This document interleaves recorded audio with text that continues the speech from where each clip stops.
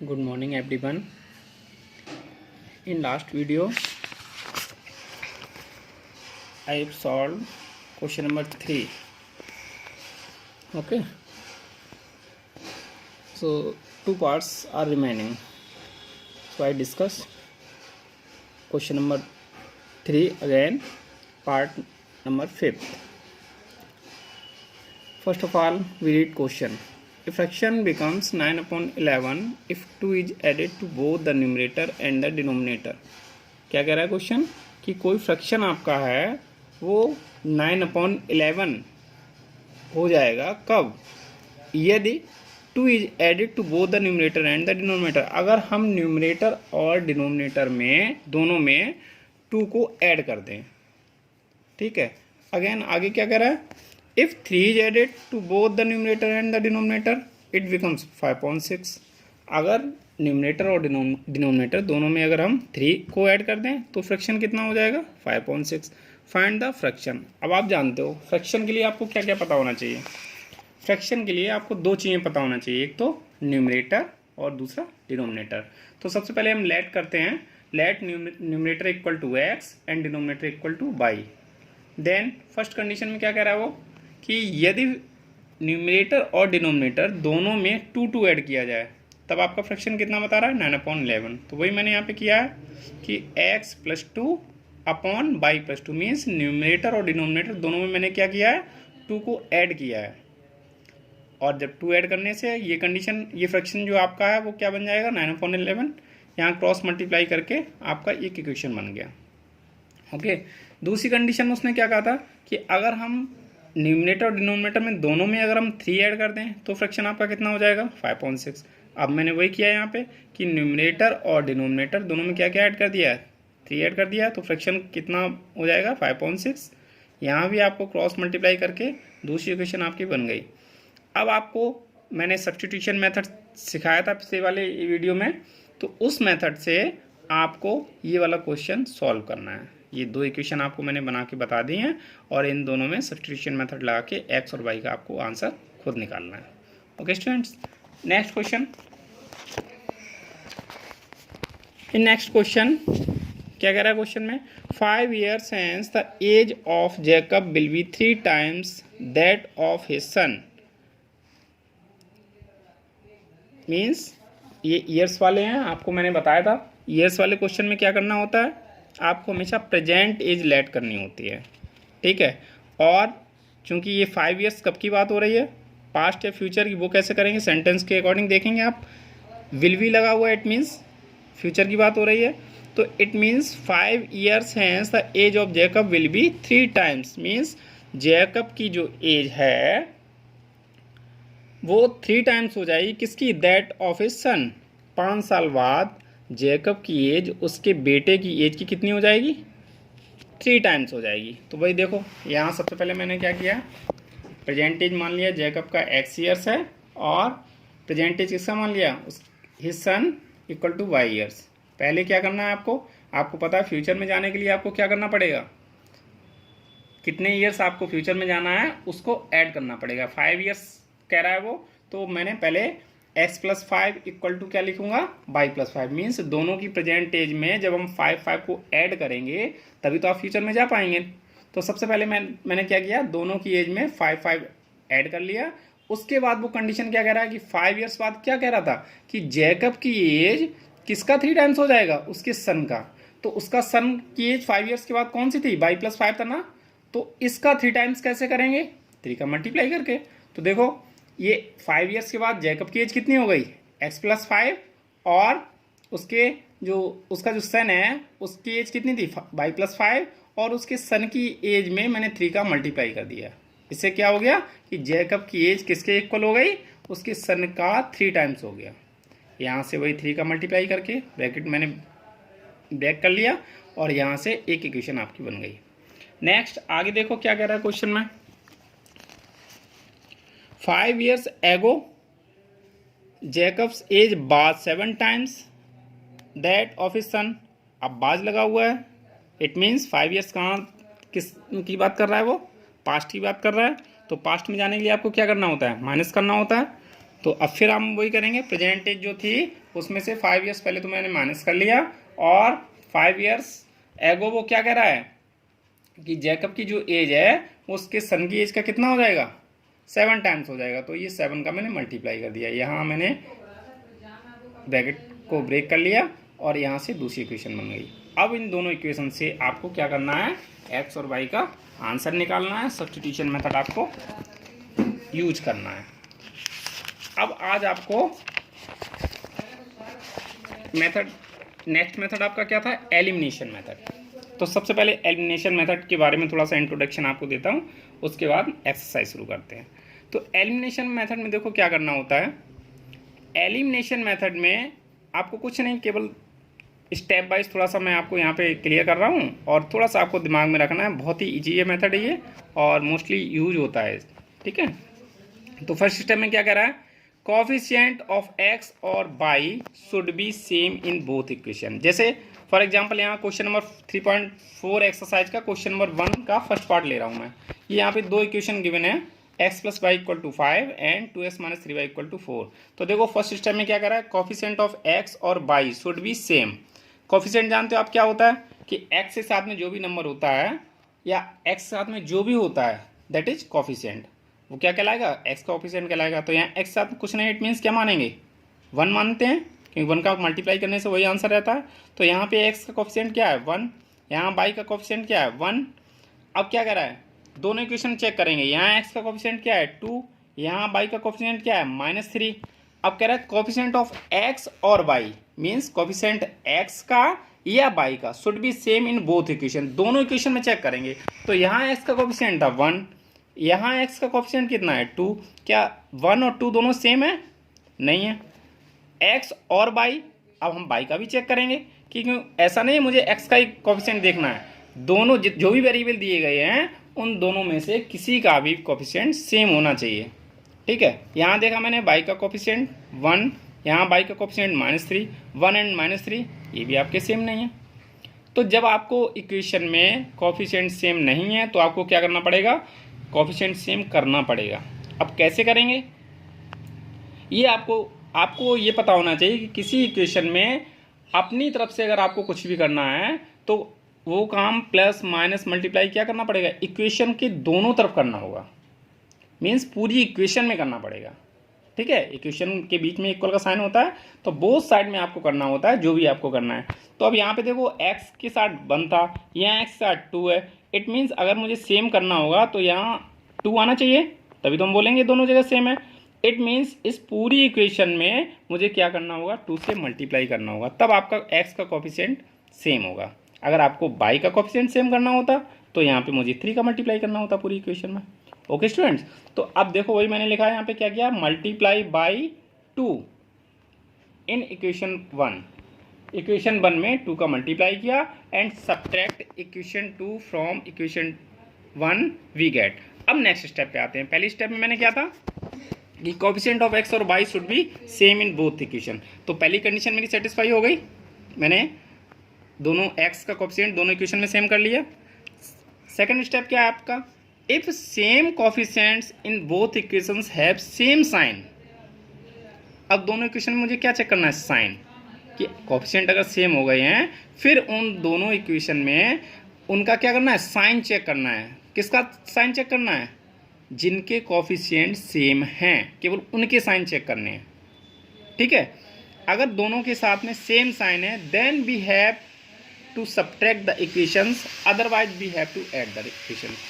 अगर दोनों के साइन सेम है तब तो मुझे क्या करना होगा, दोनों इक्वेशन को सब्ट्रैक्ट करना होगा, और अगर साइन आपके अपोजिट है तो दोनों इक्वेशन को क्या करना होगा, ऐड करना होगा। सेकंड स्टेप में ये बात कह रहा है।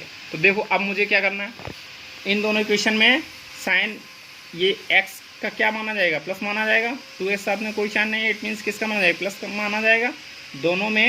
दोनों इक्वेशन में x के साथ, x वेरिएबल के साथ में साइन कैसा है, प्लस प्लस है, सेम साइन है, इट मीन्स आपको क्या करना होगा, सेम साइन के लिए यहाँ क्या बताया स्टेप 2 में, सब्ट्रैक्ट करना है आपको। तो अब इक्वेशन को हम सब्ट्रैक्ट करेंगे। अब किस में से किसको सब्ट्रैक्ट करेंगे, जिस इक्वेशन को सब्ट्रैक्ट किया जाता है उसी इक्वेशन के साइन चेंज होते हैं। देखो स्टेप 3 में देखो क्या कर रहा है, if we are subtracting the equation, अगर हम सब्ट्रैक्ट कर रहे हैं then we have to change the sign of equation 2। अगर हम इक्वेशन 2 को सब्ट्रैक्ट करेंगे तो साइन किसके चेंज करेंगे, 2 के करेंगे। अगर इक्वेशन 1 को सब्ट्रैक्ट करेंगे तो साइन किसके चेंज करेंगे, 1 के चेंज करेंगे। तो हमेशा हम क्या करेंगे, नीचे वाली इक्वेशन है उसी सब्ट्रैक्ट करते हैं। तो कैसे लिखेंगे यहाँ लैंग्वेज में, multiply by 2 in equation 1 and subtract equation 2। किसको सब्ट्रैक्ट कर रहे हैं, इक्वेशन 2 को सब्ट्रैक्ट कर रहे हैं, किस में से, फ्रॉम 1, इक्वेशन 1 वी गेट। क्या करेंगे, जब सब्ट्रैक्ट कर रहे हैं इक्वेशन 2 तो साइन चेंज करना होगा। तो देखो मैंने पहले वही मल्टीप्लाई किया, 2x plus 2y equal to 10। मैंने बताया 2 का मल्टीप्लाई करना है पूरी इक्वेशन में, तो पूरी इक्वेशन में करेंगे। तो 2x plus 2y equal to 10, और दूसरी इक्वेशन तो आपको सेम रखनी है, 2x minus 3y equal to 4। अब देखा मैंने यहाँ पे कि x के साथ दोनों कोएफिशिएंट सेम हो गए हैं, साइन दोनों के सेम है, तो इक्वेशन को सब्ट्रैक्ट किया मैंने। सब्ट्रैक्ट करने पे क्या बताया मैंने, आपके साइन चेंज होते हैं। तो दूसरी इक्वेशन में, जो दूसरी इक्वेशन है वहाँ प्लस, ये प्लस का था इसलिए माइनस का हो गया, यहाँ माइनस का है इसलिए प्लस का हो गया, इक्वल टू 4 प्लस का है तो यहाँ क्या हो गया, माइनस हो गया। अब एक नंबर प्लस का होता है, सेम नंबर माइनस का होता है, इट मीन्स आंसर क्या आता है, 0 आता है। तो एलिमिनेशन का मतलब ये है कि यहाँ पे आपको x या y एक वेरिएबल को आपको रिमूव करना है, और एक वेरिएबल तभी रिमूव होगा जब उनके साथ कोएफिशिएंट सेम होंगे और उनके साथ साइन अलग अलग होंगे। जैसे 2 माइनस 2 आंसर 0 तभी आएगा, है ना। -2 तो 0 नहीं हो सकता, या 2 प्लस 2 तो 0 नहीं हो सकता, है ना। इट मीन्स दो नंबर सेम करने हैं आपको और उनके साइन भी अपोजिट होने चाहिए, तब आपका वो वेरिएबल आपका कैंसिल होगा। तो एलिमिनेशन से मतलब यही है, यहाँ पे एक वेरिएबल को कैंसिल करना है, तब आप दूसरे वेरिएबल का आंसर निकालेंगे। अब यहाँ से 2x से 2x कैंसिल हो गया, ये 2y, अब मैंने जब ये साइन चेंज कर लिए तो अब ये 3y माइनस का नहीं है, किसका बन गया, प्लस का बन गया है। तो 2y प्लस 3y कितना आंसर हो गया, प्लस का 5y इक्वल टू 10, और ये 4 अब किसका हो गया, माइनस का हो गया। तो 10 से 4 गया, 6 बचा। तो y का आंसर कितना आ गया, 6/5। ये y की वैल्यू किसी भी इक्वेशन में पुट कर सकते हैं आप, इक्वेशन 1 और इक्वेशन 2। तो मैंने यहाँ पे इक्वेशन 1 में पुट किया है, तो यहाँ पे x plus 6/5 equal to 5, x equal to solve कर लिया, x का आंसर निकल के आ गया आपका 19/5। तो ये आपका एलिमिनेशन मेथड हुआ बेटा, ठीक है। और अभी आपको डिस्कस करके बता रहे हैं, बहुत ही इजी मेथड है। आपको कहीं कोई कन्फ्यूजन है तो आप 1-2 बार प्रैक्टिस करेंगे, इजी वे में आ जाएगा। ये स्टेप्स आप अच्छी तरह से नोट कर लेना और फिर आपको बहुत अच्छी तरह समझ में आ जाएगा। नेक्स्ट फर्स्ट का ही 3.4 क्वेश्चन एक्सरसाइज में फर्स्ट का देखो, सेकंड पार्ट बिल्कुल ऐसा ही है जैसा अभी मैंने समझाया आपको, थर्ड पार्ट बिल्कुल वैसा ही है जैसा अभी मैंने समझाया। बस यहाँ क्या करना है आपको, ये 4 को इक्वल के इधर ले आना है, तो 3x minus 5y equal to कितना हो जाएगा, 4 हो जाएगा। और यहाँ पे y को इधर ले आना तो कितना हो जाएगा, 9x minus 2y equal to 7। बस आपका ये इक्वेशन बन जाएगा सेम, और फर्स्ट सेकंड थर्ड बिल्कुल सेम क्वेश्चन एक जैसे हैं। फोर्थ में थोड़ा सा आपको लग रहा होगा, लेकिन है कुछ नहीं, वो मैं बता देता हूँ, जो भी थोड़ा सा चेंज करना है। देखो फर्स्ट का fourth part, x/2 plus 2y/3 equal to -1। इसको क्या करना है, एक प्रॉपर इक्वेशन देखने के लिए यहाँ क्या आपको नज़र आ रहा है, फ्रैक्शन पार्ट नज़र आ रहा है। तो फ्रैक्शन पार्ट को क्या करोगे, एलसीएम ले लिया मैंने यहाँ पे, 2 और 3 का एलसीएम ले लेंगे, कितना हो जाएगा, 6 हो जाएगा। एलसीएम को कैसे सॉल्व करते हैं कि 2 का 6 में डिवाइड करेंगे, कितनी बार जाएगा, 3 बार जाएगा। और 3 का क्या करते हैं, न्यूमरेटर में मल्टीप्लाई करते हैं, तो आंसर कितना आ जाएगा, 3x प्लस 3 का 6 में डिवाइड करेंगे, कितनी बार जाएगा, 2 बार। और 2 जो आंसर आएगा उसका न्यूमरेटर में क्या करते हैं, मल्टीप्लाई करते हैं, तो कितना आ गया, प्लस का 4y इक्वल टू -1। अब यहाँ क्या करेंगे, अगर इक्वल्स के इधर भी आपका फ्रैक्शन, ये आपका एक फ्रैक्शन बन गया है, ये 3x प्लस 4y न्यूमरेटर है और 6 क्या है, डिनोमिनेटर है। इसी तरह से -1/1 इसको भी मैंने फ्रैक्शन बना लिया। क्रॉस मल्टीप्लाई करेंगे तो क्या आएगा, 1 का अगर इसमें मल्टीप्लाई करेंगे 3x प्लस 4y में 1 का मल्टीप्लाई करेंगे, यही आंसर आएगा। 1 का किसी में मल्टीप्लाई करते हैं वही रहता है। और 6 का -1 में मल्टीप्लाई करेंगे, आंसर कितना आ जाएगा, -6 आ जाएगा। तो ये देखो अब आपकी इक्वेशन बन गई, ठीक है। नेक्स्ट एंड दूसरी में भी वही करेंगे, एलसीएम ले लिया मैंने, इसके नीचे अपॉन 1 मान के, और यहाँ 3 एलसीएम ले लिया, और 1 का 3 में डिवाइड करेंगे तो आंसर कितना आएगा, 3 आएगा। जो आंसर आया 3 उसका x में मल्टीप्लाई करेंगे, 3x हो गया, -3 का 3 में डिवाइड करेंगे, 1 आंसर आ जाएगा। 1 का y में मल्टीप्लाई करेंगे तो आंसर कितना आ गया, y आ गया, इक्वल टू 3। यहाँ भी क्रॉस मल्टीप्लाई करके 1 का जब मल्टीप्लाई करेंगे 3x माइनस y में तो आंसर कितना रहेगा, यही रहेगा, इक्वल टू 3 का 3 में करेंगे 9 आएगा। ये आपकी 2 इक्वेशन बन गई। अब देखा यहाँ मैंने फर्स्ट स्टेप में उसमें क्या बताया था आपको कि दोनों इक्वेशन में x या y का कोफिशिएंट सेम होना चाहिए। तो देखो यहाँ भी 3x आ गया, यहाँ भी 3x आ गया। अब आपको यहाँ पे मल्टीप्लाई करके सेम नहीं बनाना है। अगर इक्वेशन में ऑलरेडी आपका x या y का वेरिएबल सेम कोफिशिएंट सेम है तो फिर आपको वहाँ मल्टीप्लाई करने की ज़रूरत नहीं है। तो आपको सिंपल यहाँ पे क्या करना है, दोनों के वेरिएबल सेम कोफिशिएंट सेम है, x के वेरिएबल के साथ में दोनों 3 आपको दिखाई दे रहा है ना। अब साइन देखेंगे तो यहाँ 3x ये भी प्लस का है, यहाँ 3x ये भी प्लस का है, दोनों के साइन भी सेम है। तो आपको क्या करना पड़ेगा, सब्ट्रैक्ट करना पड़ेगा। तो वही मैंने लिखा ऑन सब्ट्रैक्टिंग, मीन्स इन दोनों को सब्ट्रैक्ट किया है। तो सब्ट्रैक्ट करने पे आपको क्या मिला है, मैंने क्या बताया था, जो दूसरी वाली इक्वेशन होती है उसके साइन चेंज कर लेते हैं। तो 3x का माइनस साइन कर लिया, y माइनस का है तो प्लस हो जाएगा, 9 प्लस का है तो माइनस का हो गया। सॉल्व कर लिया तो 3x से 3x कैंसिल, 4y और y 5y इक्वल टू -6 और -9। जब दो नंबर माइनस के होते हैं तो जो प्लस करेंगे उन नंबरों को तो प्लस करना है, लेकिन साइन किस में रहेगा, माइनस में ही रहेगा। ठीक है, तो -6 और -9 कितना हो गया, -15 हो गया। y इक्वल टू कितना निकालेंगे, -15/5 मीन्स y की वैल्यू -3 हो गई। वही y की वैल्यू इक्वेशन 1 में पुट करेंगे तो आपका x का आंसर निकल के आ जाएगा 2। ठीक है, इस तरह से आपका क्वेश्चन नंबर फर्स्ट कंप्लीट हो गया। सेकंड क्वेश्चन नंबर के लिए देखो, सेकंड क्वेश्चन में आपको वही वर्ड प्रॉब्लम टाइप का है।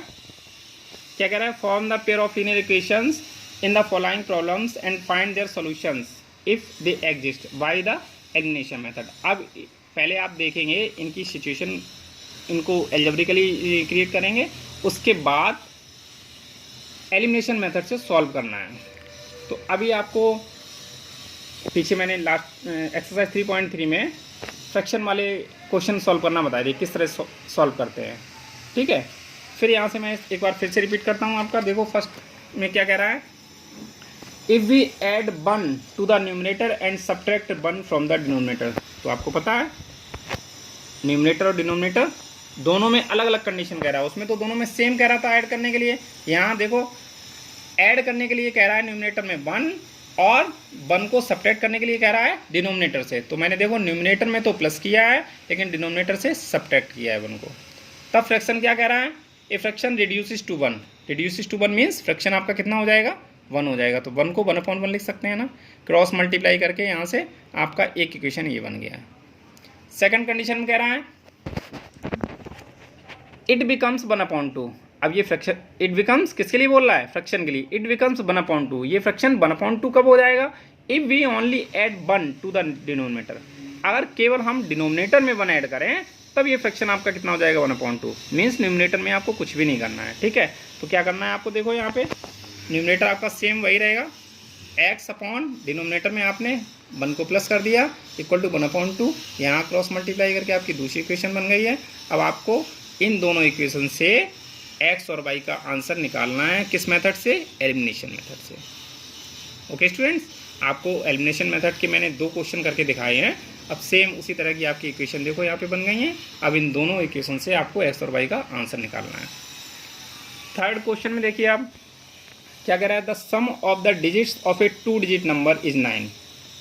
अब आपको यहाँ पे क्या बता रहा है कि कोई नंबर है और उसके डिजिट 2 डिजिट का कोई नंबर है और उसके डिजिट को सम करने से कितना मिल जाता है, 9 मिल जाता है। अब 2 डिजिट में आपको पता है किसी भी 2 डिजिट के नंबर में क्या होगा, एक 1s प्लेस होगा और एक 10s प्लेस होगा, तभी आपका 2 डिजिट नंबर बनेगा। तो यहाँ पे मैंने देखो क्या किया, 1 से डिजिट नंबर मान लिया x और 10 से डिजिट नंबर मान लिया y। कंडीशन में पहले क्या कर रहा है वो कि the sum of the digits of a 2 digit number is 9। तो दोनों डिजिट मीन्स क्या हो गया, x प्लस y, x और y ये दोनों डिजिट हैं।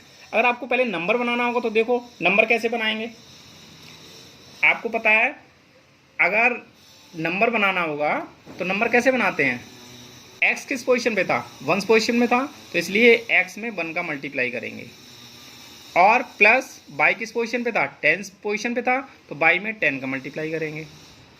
तो देखो नंबर आपका क्या बन जाएगा, अगर आपने कोई एक्स और वाई डिजिट अपनी तरफ से लेट किए हैं 1 से 10 प्लेस पे, तो उनसे नंबर कितना बन जाएगा, एक्स प्लस 10y। अब फर्स्ट कंडीशन क्या कह रहा है, अकॉर्डिंग टू क्वेश्चन क्या कह रहा है कि उनके डिजिट का sum means X plus Y equal to 9 है, और आगे क्या कह रहा है, डिजिट का सम 9 है, also 9 times this number. Number भी मैंने कौन सा बनाया था, एक्स प्लस 10y, तो x प्लस 10y का क्या करेंगे, 9 टाइम्स। तो इस तरह से x प्लस 10y को ब्रैकेट में लिख लिया, और 9 टाइम्स करने के लिए 9 का मल्टीप्लाई करना पड़ेगा इसमें, ठीक है। तो क्या कह रहा है, 9 times this number is twice the number obtained by reversing the order of digit. Means जो आपका नंबर, जो आपने डिजिट लिए थे x और y, उससे जो नंबर बन रहा था उसका 9 टाइम्स किसके इक्वल है, किसके इक्वल बता रहा है वो, जो अगर डिजिट को रिवर्स करते हैं तो उसका ट्वाइस के बराबर हो जाएगा। तो डिजिट को रिवर्स करेंगे तो क्या हो जाएगा, जो 1 पे था वो 10 पे पहुंच जाएगा, जो 10 पे था वो 1 पे पहुंच जाएगा, नंबर चेंज हो जाएगा ना। तो यहाँ पे देखो वही किया है, एक्स मेरा 1 पे था तो कहाँ आ गया, 10 पे आ गया, तो 10x हो जाएगा, प्लस y 10 था तो कहाँ पहुँच जाएगा, 1 पे पहुँच जाएगा। तो रिवर्स डिजिट कितना हो जाएगा, 10x प्लस y, और इसका ट्वाइस करने के लिए कह रहा है। तो जो ओरिजिनल नंबर था उसका 9 टाइम्स इक्वल टू किसका हो गया, जो रिवर्स वाला नंबर था उसका ट्वाइस। तो यहाँ से आपको ब्रैकेट मैंने ब्रेक करके, और यहाँ से आपकी एक इक्वेशन बन गई, ठीक है। अब यहाँ से आपके पास 2 इक्वेशन बन गई हैं, एक आपका ये था x plus 10y, equation number 1, sorry आपका एक इक्वेशन ये था, ये तो नंबर था, एक इक्वेशन ये था x plus Y equal to 9, और सेकंड इक्वेशन आपका ये था, ठीक है। इन दोनों इक्वेशन से आपको क्या करना है, x और y का आंसर निकाल लेना है एलिमिनेशन मेथड से, और फिर लास्ट में जो नंबर आपका था x प्लस 10y, इसमें x और y की वैल्यू पुट कर देंगे तो आपका रिक्वायर्ड नंबर निकल के आ जाएगा, ठीक है। नेक्स्ट पार्ट पे आते हैं, क्वेश्चन नंबर सेकंड के 4th पार्ट पे। क्या कर रहा है, Meena went to a bank to withdraw ₹2000। Meena bank गई क्या करने, 2000 रुपये निकालने के लिए गई। She asked the cashier to give her ₹50 and 100 notes only. उसने कैशियर से क्या बोला कि उसको केवल 50 और 100 के नोट्स चाहिए। Meena got 25 notes in all. अब मीना ने 50 और 100 नोट्स, अगर दोनों को प्लस करके उसने टोटल काउंट किया तो कितने नोट्स थे, 25 नोट्स थे। Find how many notes of ₹50 and ₹100 the she received. और उसने 50 के कितने नोट रिसीव किए और 100 के कितने नोट रिसीव किए। तो क्वेश्चन में जो चीज़ पूछी जाती है वही चीज़ हम लेट करते हैं। यहाँ 50 नोट की संख्या पूछी जा रही है और 100 के नोट्स की संख्या पूछी जा रही है, तो वही हम लेट करेंगे। तो हमने क्या लेट किया यहाँ पे, let the number of ₹50 notes equal to x है, and the number of ₹100 notes equal to कितना है, y है। अब पहले कंडीशन में तो उसने क्या कहा कि टोटल जो नोट थे उसके पास कितने थे, 25 थे ना। देन फर्स्ट कंडीशन क्या हो जाएगी, x plus Y equal to 25। अगर x और y दोनों को हम काउंटिंग करके देखते हैं तो टोटल संख्या कितनी थी, 25। उसके बाद वो रुपये कितने निकालने गई थी, उसको कितने निकालने थे, 2000। तो अब अगर जैसे आपके पास ₹5 के 10 नोट्स हैं तो आपके पास कितने पैसे हैं, तो क्या करोगे, 5 × 10, 50 रुपये आपके पास होंगे। मीन्स जितने नोट्स की संख्या होती है और वो नोट कितने के हैं, नोट्स की संख्या में जितने का नोट है अगर उससे मल्टीप्लाई कर दें तो आपके पास टोटल वैल्यू पता चल जाती है, ठीक है। तो टोटल 2000 रुपये के लिए क्या करेंगे, 50 के नोट्स कितने थे, x थे, इसलिए मैंने 50 में x का मल्टीप्लाई किया, कितना आंसर हो जाएगा 50x। और 100 के नोट्स कितने थे, y थे, तो 100 में मैंने y का मल्टीप्लाई किया तो कितना हो जाएगा 100y। और ये दोनों मिला दें तो टोटल रुपए कितने बन जाएंगे, 2000, ठीक है। यहाँ आपको रिड्यूस भी कर सकते हैं क्योंकि देखो 50 का हम पूरे में डिवाइड कर सकते हैं। मैंने बताया किसी भी इक्वेशन में आप मल्टीप्लाई भी कर सकते हो और डिवाइड भी कर सकते हो अपनी तरफ से। तो यहाँ 50 का मैंने क्या किया, इक्वेशन को रिड्यूस करने के लिए थोड़ा सा डिवाइड कर दिया, इक्वेशन आपकी छोटी हो जाएगी। तो यहाँ पे देखो 50 से डिवाइड करेंगे तो यहाँ 50 से 50 कैंसिल हो जाएगा, x बचेगा। यहाँ 50 का 100 में डिवाइड करेंगे कितना बचेगा, 2 बचेगा, 2y। और 50 का जब 2000 में डिवाइड करेंगे तो आंसर कितना आ जाएगा, 40 आ जाएगा। इक्वेशन 1 और 2 से आपको x और y का आंसर निकाल लेना है, ठीक है। तो आपको टोटल नोट्स की संख्या पता चल जाएगी, या 50 नोट्स की कितनी संख्या थी, या 100 नोट्स की कितनी संख्या थी, वो आपको पता चल जाएगी। ठीक है स्टूडेंट्स, लास्ट क्वेश्चन देखते हैं एक्सरसाइज 3.4 का। क्या कहते हैं, a lending library has a fix charge for the first 3 days and an additional charge for each day thereafter. Means library में 2 चार्ज होते हैं, एक फिक्स चार्ज होते हैं, जैसे आप लाइब्रेरी से जब भी बुक इशू कराते हो तो वहाँ क्या होता है, एक फिक्स चार्ज होता है।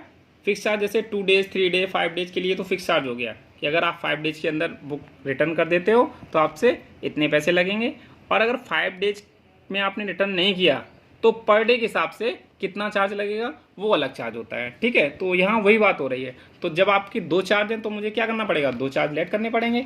तो क्वेश्चन नंबर फिर तो मैंने क्या किया, एक तो फिक्स चार्ज लेट कर लिया और एक मैंने पर डे चार्ज कितना लगेगा, अगर आपने उतने दिन के अंदर नहीं वापस कर पाई बुक तो पर डे चार्ज कितना लगेगा वो आपका ₹22 मान लिया मैंने।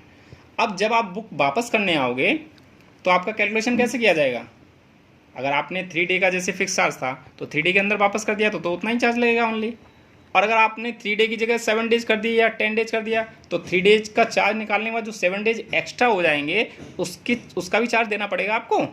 तो दोनों का चार्ज मिला के तभी तो आप पे करोगे। ठीक है ना, तो यहाँ पे वही आपको निकालना है कैलकुलेशन। देखो क्या कर रहा है, a lending library has a fix charge for the first 3 days and an additional charge for each day thereafter. Sarita paid ₹27 for a book kept for 7 days। Sarita ने बुक कितनी रखी, 7 days रखी है, तो उसने कितना पे किया, 27। तो 27 रुपीज़ जो पे किया है उसमें उसने किसका किसका पे किया है, 3 days का फिक्स चार्ज मैंने क्या माना था, ₹X। 3 day के लिए फिक्स चार्ज कितना माना था, ₹X माना था, तो X तो उसे फिक्स चार्ज वाला पे करना पड़ेगा, प्लस कितने डे एक्स्ट्रा हो गए थे 3 day के अलावा, 7 days के लिए उसने लिया है, तो 7 days में से 3 days तो फिक्स डेज में निकल गए। अब कितने रह गए डेज, 4 days रह गए ना, तो 4 days का चार्ज कितना लगेगा, पर डे का चार्ज था ₹22, एक दिन का चार्ज कितना था Y, तो 4 days का चार्ज कितना हो जाएगा, 4Y हो जाएगा ना। तो इसलिए एक्स्ट्रा वाले जो दिन थे उसका चार्ज हो गया 4Y, और फिक्स चार्ज और एक्स्ट्रा वाले दोनों एक्स्ट्रा वाले डेज का चार्ज मिला के कितना उसने पे किया, 27। ये आपकी क्वेश्चन बन हो गई। Second, while Shashi paid ₹21 for the book she kept for 5 days।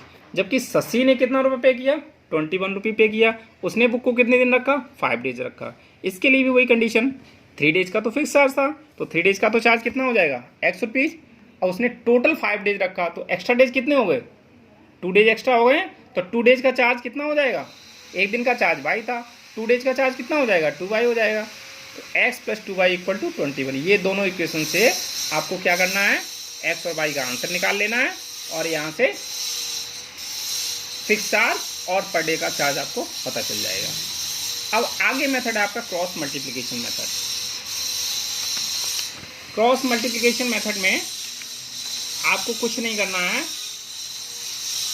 आपको इस तरह से लिख लेना है क्रॉस मल्टीप्लिकेशन मेथड में, x upon equal to y upon equal to 1/। ये क्या है, ये एक तरीके से फॉर्मूला है, इसको मैं आपको बताता हूँ ये फॉर्मूला कैसे आप बनाओगे। आपने लिख लिया x/1 और इसके नीचे लिख लोगे ABC। ठीक है, जब x के नीचे आपको लिखना होगा, तो देखो x वाले को मैंने अगर यहाँ पे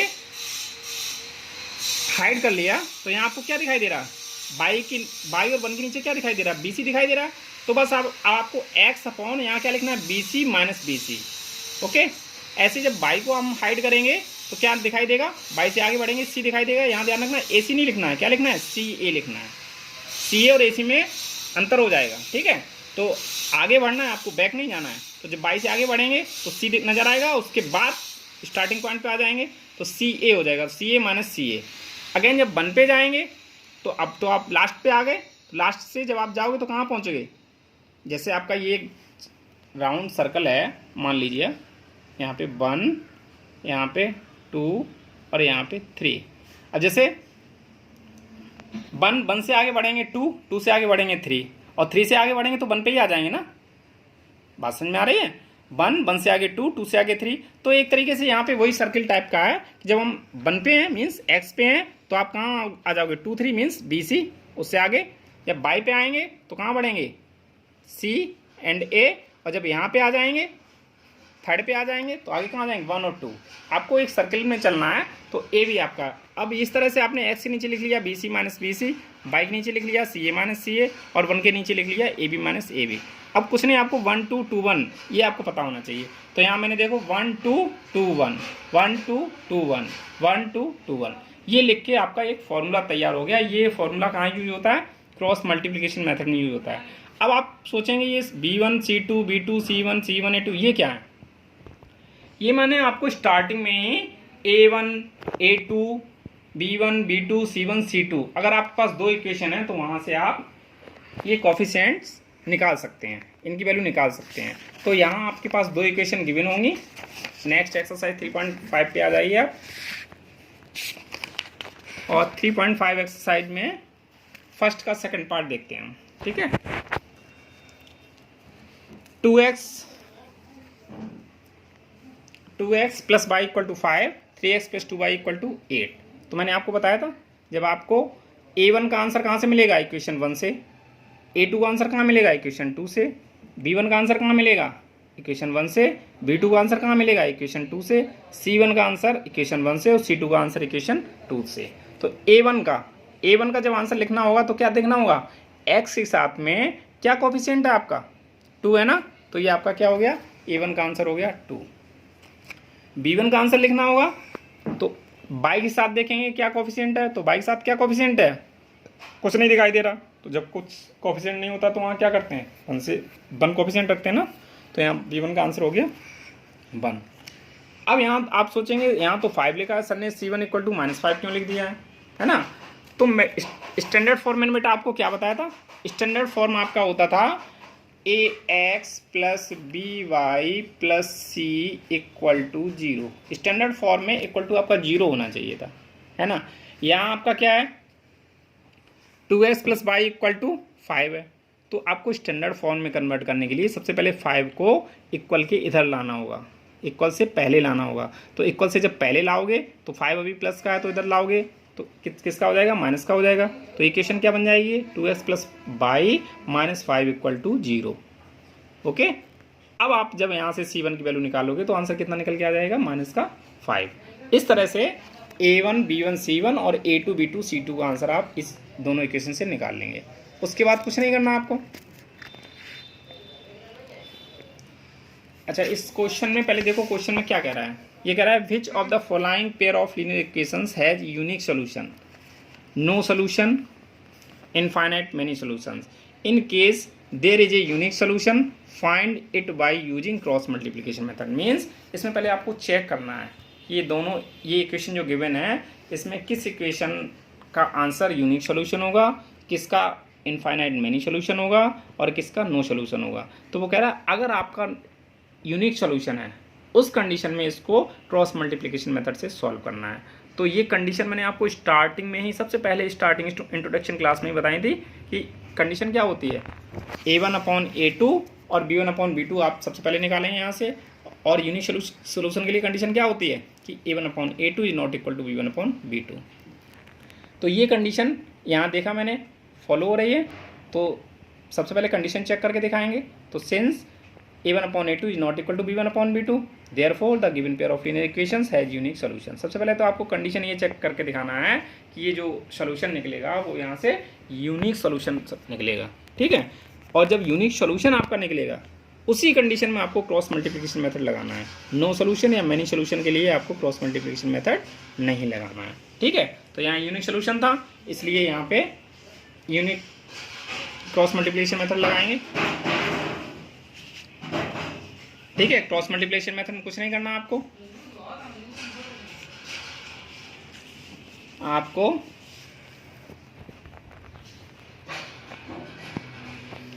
यहाँ से क्वेश्चन एक मिनट नोट करते हैं। क्या था question? 2x plus Y equal to 5 and 3x plus 2y equal to 8। तो अब मैंने आपको क्या बताया था, जैसे कि x upon BA minus BA equal to y upon c a minus c a equal to 1/AB minus का AB। ये भी मैंने फॉर्मूला आपको बताया था लिखने के लिए। अब यहाँ क्या करना है आपको, 1 2 2 1 1 2 2 1 1 2 और 2 1, ये आपको लिख लेना है यहाँ से।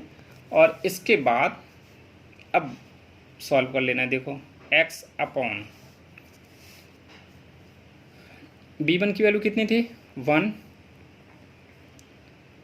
इंटू a2 की वैल्यू कितनी है, 3 माइनस b2 की वैल्यू कितनी है, 2 इंटू a1 की वैल्यू कितनी है, 2 equal two by upon c1 की वैल्यू कितनी है, -5 इंटू a2 की वैल्यू कितनी है, 3 माइनस c2 की वैल्यू कितनी है, -8। अब माइनस ऑलरेडी ये कौन सा फॉर्मूला वाला है, और यहाँ -8 कैसे करेंगे, ब्रैकेट लगा के पुट करेंगे, इंटू a1 की वैल्यू कितनी थी, 2 इक्वल टू, इसी तरह से 1 की वैल्यू पुट करेंगे, 1 के नीचे कितना आंसर आ जाएगा, a1 की वैल्यू कितनी है, 2 इंटू b2 की वैल्यू कितनी है, 2 माइनस a2 की वैल्यू कितनी है, 3 इंटू b1 की वैल्यू कितनी है, 1। अब इनको सॉल्व कर लो। x अपॉन 3 1 जा 3, 2 जा 4, 3 माइनस 4 कितना आंसर आ जाएगा, -1 इक्वल टू बाई अपॉन -15 और माइनस कितना हो जाएगा, प्लस हो जाएगा 16, प्लस का 16 माइनस का 15 प्लस का 16, आंसर कितना आ जाएगा, 1 आ जाएगा, इक्वल टू 1 अपॉन 2 2 जा 4 -3, 4 में से 3 गया 1। अब जब आपको x का आंसर निकालना होगा तो आपको ये क्या करना पड़ेगा, यहाँ से आपको ये दोनों इक्वल लिखनी पड़ेंगी ये, जब x का आंसर निकालना होगा। दिस इम्प्लाइज दैट क्या हो जाएगा, x upon -1 equal to 1/1, cross multiply करेंगे तो दिस इम्प्लाइज दैट क्या हो जाएगा, x इक्वल टू -1।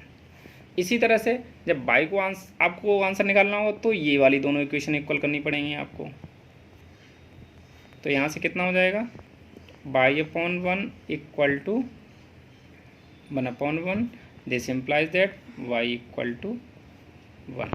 तो ये आपके x और y के आंसर इस तरह से क्रॉस मल्टीप्लिकेशन से निकल आते हैं। मीन्स क्रॉस मल्टीप्लिकेशन में आपको कुछ नहीं ध्यान रखना है, ये केवल आपको a1 b1 c1 और a2 b2 c2 ये वैल्यू आपको निकालना आना चाहिए। ओके स्टूडेंट्स, तो नेक्स्ट स्टार्ट करते हैं second question. For which values of a and b does the following pair of linear equations have an infinite number of solutions? अब इस क्वेश्चन में ये पूछ रहा है कि a और b की हम क्या वैल्यू रखें जिससे कि ये जो आपकी दो इक्वेशन दी गई हैं ये किसको रिप्रेजेंट करें, infinite number of solutions. Means infinite many solution वाली कंडीशन है वो इसमें सेटिस्फाई होनी चाहिए। तो सबसे पहले तो हमने क्या किया, देखो यहाँ से a1 b1 c1 और a2 b2 c2 वैल्यू निकाल ली। उसके बाद infinite number of solution condition क्या होती है, infinite number of solution condition होती है a1/a2 equal to b1/b2 equal to c1/c2।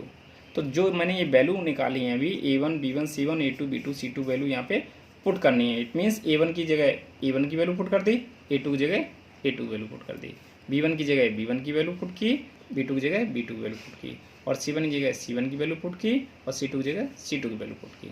ठीक है, अब क्या करेंगे, अब यहाँ से मैंने आपको क्या बताया, ये इक्वल वाली कंडीशन में दो दो करके सॉल्व करते हैं। पहले मैंने ले लिया 2/a - b equal to 3/a+b।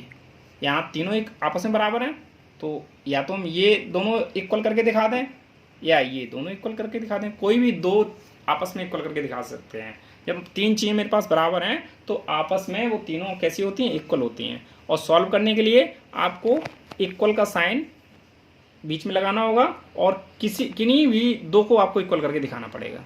ठीक है, तो पहले मैंने इन दोनों को इक्वल कर लिया। तो यहाँ से देखो क्रॉस मल्टीप्लाई करेंगे तो 2 का मल्टीप्लाई इसमें हो जाएगा और 3 का मल्टीप्लाई इसमें हो जाएगा, तो वही मैंने किया यहाँ पे। तो 2a + 2b, इस तरह से यहाँ से एक इक्वेशन बन गई आपकी। दोबारा में मैंने क्या किया, इन दोनों को इक्वल कर लिया, 3/a + b = 7/3a + b - 2। यहाँ से भी क्रॉस मल्टीप्लाई कर लिया और 3 का मल्टीप्लाई इसमें हो जाएगा, 7 का मल्टीप्लाई इसमें हो जाएगा। यहाँ मैंने ब्रैकेट को ब्रेक करके और ये सॉल्व कर लिया, तो दूसरी इक्वेशन आपकी बन गई 2a - 4b = 6। अब इन दोनों इक्वेशन से आप एलिमिनेशन मेथड लगा के या क्रॉस मल्टीप्लिकेशन मेथड लगा के जिससे भी आप निकालना चाहो वो दोनों, कोई बात, यहाँ पे क्रॉस मल्टीप्लिकेशन से बोला गया है ना, तो क्रॉस मल्टीप्लिकेशन मेथड से आपको एक्स और वाई का आंसर निकाल के, एक्स वाई क्यों सॉरी यहाँ पे ए और बी का आंसर निकालना है। क्वेश्चन में आपका वेरिएबल क्या नजर आ रहा है, ए बी, तो ए और बी का आंसर आप यहाँ से क्रॉस मल्टीप्लिकेशन मेथड से निकाल लेंगे, तो ए का आंसर आ जाएगा 5 और बी का आंसर आ जाएगा 1। Okay students, next second part में क्या कह रहा है, वही उसी टाइप का क्वेश्चन है। For which value of k will the following pair of linear equations have no solution. अब की बार कंडीशन क्या कह रहा है कि के की क्या वैल्यू रखी जाए जिससे कि इन दोनों इक्वेशन से जो सोल्यूशन निकल गया है वो क्या निकल गया है, नो सोल्यूशन। तो सबसे पहले तो वही हम कंपेयर करेंगे, a1 b1 c1 a2 b2 c2 की वैल्यू मैंने निकाल ली इक्वेशन से, और नो सोल्यूशन की कंडीशन क्या होती है, a1/a2 = b1/b2 ≠ c1/c2। ठीक है, तो वो मैंने कंडीशन रख ली। और क्या पूछ रहा है वो कि के की क्या वैल्यू रखी जाए जिससे कि ये आपकी कंडीशन मिल जाए। तो इन दोनों इक्वेशन से देखो हमने क्रॉस मल्टीप्लाई करके आंसर निकाल लिया, के का आंसर क्या आ गया, 2 आ गया। तो ये आपका रिक्वायर्ड वैल्यू हो गया 2 के लिए। आपका इस इक्वेशन में अगर हम के की वैल्यू 2 रख दें तो इन दोनों इक्वेशन, इस सेकंड वाले इक्वेशन में के की वैल्यू अगर हम 2 रख दें तो दोनों इक्वेशन जो सोल्यूशन निकल के आएगा वो कैसा निकल के आएगा, नो सोल्यूशन निकल के आएगा। ओके स्टूडेंट्स, कंडीशन जब नो सोल्यूशन वाली रखेंगे तो नो सोल्यूशन वाली कंडीशन निकल के आ जाएगी। थर्ड क्वेश्चन में देखो क्या कह रहा है, solve the following pair of linear equations by the substitution and cross multiplication method. आपको दोनों मेथड मैं आपको सॉल्व करके बता चुका हूँ, सब्स्टिट्यूशन मेथड भी आपको सिखा दिया और क्रॉस मल्टीप्लिकेशन भी दिखा दिया। तो दोनों मेथड से आपको ये दोनों इक्वेशन सॉल्व करके दिखानी है, ठीक है, ये आपको खुद करना है। नेक्स्ट क्वेश्चन में, form the pair of linear equations in the following problems and find their solutions if they exist by any algebraic method. पहले आपको क्या करना है, एल्जेब्रिक प्रॉब्लम ये जो है उसको इक्वेशन में बना के सॉल्व करना है। उसके बाद उन दोनों इक्वेशन से जो आंसर होंगे वेरिएबल्स के वो आपको निकाल के दिखाने हैं। और इसमें लिख दिया है bye any algebraic method, means आपको जो मेथड मैंने सिखाए हैं कौन कौन से। सबसे पहला मेथड कौन सा था, graphical method, second substitution method, third elimination method और फोर्थ क्रॉस मल्टीप्लिकेशन मेथड। तो आपको पहले सिचुएशन बनानी है और उसके बाद उस सिचुएशन को सॉल्व करना है किसी भी मेथड से जो आपको मेथड इजी लगाओ। ठीक है, स्टार्ट करते हैं। फर्स्ट पार्ट में क्या करा है, a part of monthly hostel charges is fixed and the remaining depends on the number of days one has taken food in the mess. अब बच्चे जब हॉस्टल में रहते हैं तो क्या होता है, किराया लगता है ना। ये जैसे भी आपको लाइब्रेरी वाला बताया था, सेम उसी टाइप का क्वेश्चन है कि एक फिक्स चार्ज होता है और एक आपका पर डे चार्ज होता है। ठीक है, तो यहाँ भी क्या करेंगे, एक फिक्स चार्ज x मानेंगे और पर डे के चार्ज कितना मान लिया, y मान लिया। अब क्वेश्चन देखो क्या कह रहा है, when a student A takes food for 20 days. अगर एक स्टूडेंट ने 20 डेज के लिए फूड लिया, सी हैज़ टू पे ₹1000, तो उसको कितना रुपये पे करना पड़ा, 1000। तो 1000 रुपीज़ में कौन कौन से चार्ज लगेंगे, फिक्स चार्ज लगेगा और पर डे चार्ज लगेगा। तो फिक्स चार्ज मैंने क्या माना था, x, और कितने दिन के लिया था, 20 डेज के लिए लिया था। तो 20 डेज का चार्ज कितना हो जाएगा, 20/, क्योंकि एक दिन का चार्ज कितना था, ₹22, तो 20 डे का चार्ज कितना हो जाएगा, 20/। तो दोनों चार्ज मिला के कितना पे किया उसने, 1000। सेकंड कंडीशन में वो क्या कह रहा है कि उसने 26 डेज के लिए लिया बी ने। ठीक है, बी ने कितना लिया, B who takes food for 26 days. B ने कितने दिन के लिए लिया, 26 डेज के लिए लिया और उसने कितना पे किया, ₹1180। तो देखो वही करेगा, पहले फिक्स चार्ज कितना था, x प्लस 26 डेज का चार्ज कितना हो गया, 26/, इक्वल टू दोनों चार्ज मिला के कितना हो गया, ₹1180। इन दोनों से इक्वेशन से आपको आंसर निकाल लेना है। सेकंड पार्ट आपका फ्रैक्शन वाला है, वही ये fraction becomes 1/3 when 1 is subtracted from the numerator and it becomes 1/4 when it is added to the denominator. Same आपका ये क्वेश्चन कर चुके हो, तो वही मैंने किया है कि पहले न्यूमरेटर में 1 को माइनस किया है, डिनोमिनेटर सेम रखा है, तो फ्रैक्शन कितना है 1/3। और दूसरी बार में डिनोमिनेटर में ऐड किया है, न्यूमरेटर सेम रखा है, तो फ्रैक्शन कितना हो गया 1/4। यहाँ आप क्रॉस मल्टीप्लाई करके इक्वेशन बना के और एक्स वाई का आंसर निकाल लेंगे। थर्ड वाले में देखेंगे, Yash scored 40 marks in a test getting 3 marks for each right answer and losing 1 marks for each wrong answer. ये बेटा आपका क्वेश्चन इस तरह का, मेनली जब आप किसी एग्जाम को फेस करोगे तो वहाँ निगेटिव मार्किंग जो होती है उस टाइप का क्वेश्चन है। तो निगेटिव मार्किंग देखो किस तरह से कैलकुलेशन की जाती है। वहाँ ये होता है कि जितने आपने सॉल्व किए उनके मार्क्स कैलकुलेट किए जाते हैं, और अगर आपने जितने गलत किए हैं तो गलत में निगेटिव मार्किंग होती है। निगेटिव मार्किंग मतलब माइनस का मल्टीप्लाई करते हैं, ठीक है, नेगेटिव मीन्स माइनस होता है, ठीक है। तो अब यहाँ पे देखो, और फिर उन दोनों को ऐड करते हैं, फिर जो टोटल मार्किंग होती है वो निकालते हैं। तो कह रहा है यस स्कोर 40 मार्क्स, यस के कितने मार्क्स आए 40 मार्क्स आए, लेकिन ये 40 मार्क्स कैसे कैलकुलेट किए जाएंगे।